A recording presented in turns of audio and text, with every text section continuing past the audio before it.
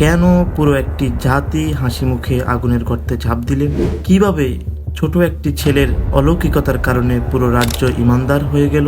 বিশ্বাস করতে পারবেন না যদি না শেষ পর্যন্ত না শুনেন। এই ঘটনাটি কোনো সাধারণ কাহিনী নয়। স্বয়ং আল্লাহ রব্বুল আলামিন পবিত্র কোরআনের সূরা বুরুজে এই অবিশ্বাস্য আত্মত্যাগের কথা উল্লেখ করেছেন। প্রিয় দর্শক, শেষ পর্যন্ত শুনতে থাকুন।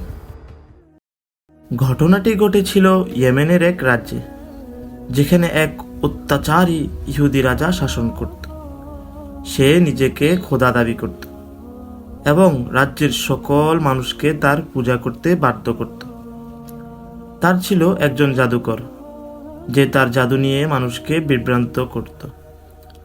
যখন সেই জাদুকর বৃদ্ধ হয়ে গেল, সে রাজার কাছে একটি বুদ্ধিমান বালককে চাইল, যাকে সে তার জাদুবিদ্যা শিখিয়ে যেতে পারে। রাজা তেমনি এক মেধাবী বালককে পাঠালেন। বালকটি প্রতিদিন জাদুকরের কাছে যাওয়ার পথে একজন ইমানদার খ্রিস্টান পাদ্রীর দেখা পেত। বালকটি গোপনে সেই পাদ্রীর কাছে আল্লাহর একত্ববাদের কথা শুনত এবং ধীরে ধীরে তার মনে সত্যের আলো জ্বলে উঠল। সে বুঝতে পারল, এই রাজাও খোদা নয়, জাদুকরও কোনো ক্ষমতার অধিকারী নয়। সকল ক্ষমতার মালিক একমাত্র মহান আল্লাহ তাআলা। একদিন বালকটি রাস্তায় দেখল একটি বিশাল হিংস্র প্রাণী মানুষের পথ আটকে রেখেছে। মানুষ ভয়ে এগোতে পারছিল না। বালকটি একটি পাথর হাতে নিয়ে দোয়া করল, হে আল্লাহ, যদি তোমার এই বান্দা অর্থাৎ পাদ্রীর দেখানো পথ সত্য হয়, তাহলে এই পাথর দিয়েই যেন প্রাণীটি মারা যায়। এই বলে সে পাথরটি ছুঁড়ে মারল। সুবহানাল্লাহ, সাথে সাথেই বিশাল প্রাণীটি মারা গেল। এই ঘটনা দেখে বালকটির ঈমান আরো মজবুত হয়ে গেল। সুবহানাল্লাহ। প্রিয় দর্শক, এর পরপরই ছেলেটির সাথে ঘটতে থাকলো আরো কিছু অলৌকিক ঘটনা। ছেলেটি একটি বৃদ্ধ লোককে দৃষ্টিশক্তি ফিরিয়ে দিলেন, একজন কুষ্ঠ রোগীকে সুস্থ করে দিলেন। তার এই অলৌকিক ক্ষমতার কথা রাজার এক অন্ধ সভাসদের কানে গেল। সে বালকটির কাছে এসে বলল, যদি তুমি আমাকে সুস্থ করতে পারো, আমি তোমাকে অনেক সম্পদ দিব। বালকটি বলল, আমি কাউকে সুস্থ করি না, সুস্থ করেন মহান আল্লাহ তাআলা। যদি আপনি তার উপর ঈমান আনেন, আমি দোয়া করব আর তিনি আপনাকে সুস্থ করে দিবেন ইনশাআল্লাহ। লোকটি ঈমান আনলো এবং আল্লাহ তাকে দৃষ্টিশক্তি ফিরিয়ে দিলেন। সুবহানাল্লাহ। রাজা তার সভাসদকে আবার দেখতে পেয়ে অবাক হয়ে জিজ্ঞাসা করল, কে তোমাকে দৃষ্টিশক্তি ফিরিয়ে দিল? লোকটি নির্ভয়ে উত্তর দিল, আমার রব আমাকে দৃষ্টিশক্তি ফিরিয়ে দিলেন। ক্রোধে উন্মত্ত হয়ে রাজা তাকে অত্যাচার মারধর করতে লাগলো। অত্যাচারের এক পর্যায়ে লোকটি মুখ খুলে বলে দিল বালকটির কথা। রাজদরবারে বালকটিকে হাজির করা হলো। রাজা তাকে বলল, হয় আমার খোদাই মেনে নাও, নয়তো মৃত্যুর জন্য প্রস্তুত হয়ে যাও। বালকটি নির্ভয়ে প্রত্যাখ্যান করল।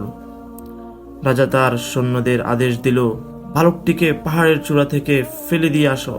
কিন্তু সৈন্যরা যখন তাকে নিয়ে পাহাড়ের চূড়ায় উঠল, সুবহানাল্লাহ, বালকটি দোয়া শুরু করলো এবং পাহাড় কেঁপে উঠল আল্লাহ তাআলার কুদরতে। সমস্ত সৈন্য নিচে পড়ে মারা গেল, কিন্তু বালকটি অক্ষত অবস্থায় রাজার কাছে ফিরে এলো। রাজা অবাক হয়ে গেল। এবার সে আদেশ দিল বালকটিকে মাঝ সমুদ্রে ডুবিয়ে মারার জন্য। সৈন্যরা তাকে সমুদ্রে নিয়ে গেল। প্রিয় দর্শক, জেনে অবাক হবেন, সেখানেও একই ঘটনা ঘটল। আল্লাহর হুকুমে নৌকা ডুবে সৈন্যরা সব মারা গেল আর বালকটি ফিরে এলো। অবশেষে বালকটি রাজাকে বলল, তুমি যদি আমাকে মারতে চাও, তাহলে তুমি আমাকে কিছুতেই মারতে পারবে না, যতক্ষণ না তুমি আমার কথা মতো কাজ না করো। রাজা জিজ্ঞেস করলো, কি করতে হবে? বালকটি বলল, সমস্ত মানুষকে এক মাঠে জড়ো করো, আমাকে একটি খেজুর গাছের সাথে বাঁধো, আর আমার ধনুক থেকে একটি তীর নিয়ে বিসমিল্লাহি রব্বিল গুলাম বলে আমার দিকে তীর নিক্ষেপ করো, তবেই আমি মারা যাব। রাজা ভাবল, এটাই তাকে শেষ করার শেষ উপায়। সে সমস্ত প্রজাকে এক মাঠে জড়ো করলো। বালকটিকে গাছের সাথে বাঁধা হলো। রাজা বালকটির শেখানো বাক্যটি উচ্চারণ করে তীর ছুড়ল, আর তীরটি বালকটির কপালে বেঁধে গেল। সে শাহাদাত বরণ করল। সুবহানাল্লাহ! কিন্তু এরপর যা ঘটল তা রাজার কল্পনার বাইরে ছিল। মাঠে উপস্থিত হাজার হাজার মানুষ যারা এই অলৌকিক ঘটনা দেখল, তারা সবাই একসাথে চিৎকার করে উঠল এবং বলতে লাগলো, আমরা এই বালকের রবের উপর ঈমান আনলাম। সুবহানাল্লাহ, আল্লাহু আকবার। রাজার উদ্দেশ্য ছিল এক বিশ্বাসীকে শেষ করার, কিন্তু তার এক পদক্ষেপে পুরো রাজ্য ঈমানদার হয়ে গেল। ক্রোধে জিদে অন্ধ হয়ে রাজা এক বিশাল গর্ত খনন করল, আদেশ দিল এবং তাতে আগুন জ্বালিয়ে দিল। তারপর সে ঘোষণা করল, যেই এই নতুন ধর্ম ত্যাগ না করবে তাকে এই আগুনে নিক্ষেপ করা হবে। সুবহানাল্লাহ! কিন্তু একজন মানুষও তার বিশ্বাস থেকে ফিরে আসেনি।